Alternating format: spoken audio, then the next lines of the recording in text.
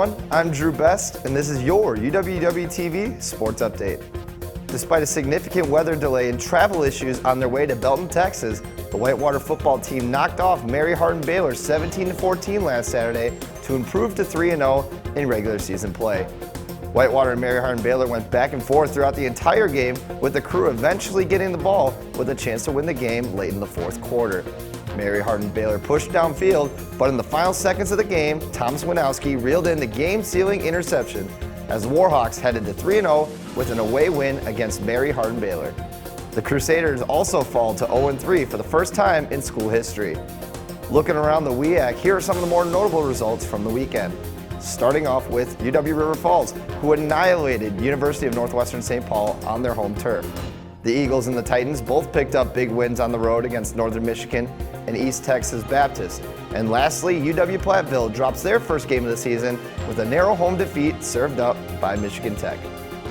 Looking ahead to Whitewater's remaining schedule, the Warhawks will get a weekend off next week, but will follow up with a trip to UW-Oshkosh to duel the Titans in their first WIAC matchup of the 2023 season. We'll have more sports here on UWW-TV right after this.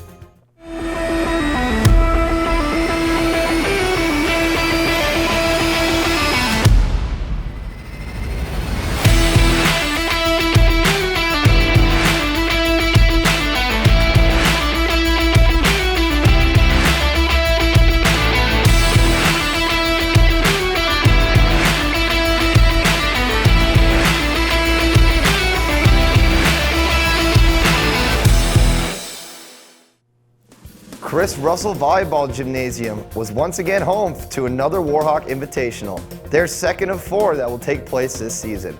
Whitewater picked up 3 matches on Friday and Saturday against St. Benedict's, Transylvania, and Washington St. Louis. Whitewater's first match against the Binnies started off extremely dominant, strolling through sets 1 and 2, but they dropped set 3 to the St. Benedict's. Nonetheless, Whitewater held on in set 4 to win match 1. Whitewater picked up one more win on Friday night against the Pioneers, also in 4 narrow sets. The following afternoon was Whitewater's toughest test of the weekend, as they were the lower-ranked team for only the second time this season. Nonetheless, UW-Whitewater pulled off the upset and knocked off the 7th-ranked Bears in 4 sets, finishing the weekend undefeated. The Warhawks will stay in Whitewater this week for 2 matches, including their first WIAC matchup of the season against UW-Oshkosh on Wednesday. This high-flying matchup between the Warhawks and the Titans will be broadcasted live on UWW-TV, with pregame coverage beginning at 6:53 p.m. and tip-off set for 7. Lastly, another huge weekend for Whitewater Cross Country, who hosted 2 races on campus with the Tom Hoffman Invitational. The Warhawks dominated from start to finish in both the men's and women's races. The men's race saw Whitewater pick up 9 of the top 10 finishes in the 8,000-meter race.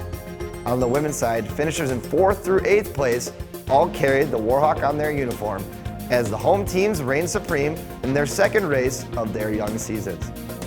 For more sports news and other updates, check us out at uwwtv.org. I'm Drew Best, and this has been your Sports Update on UWW-TV.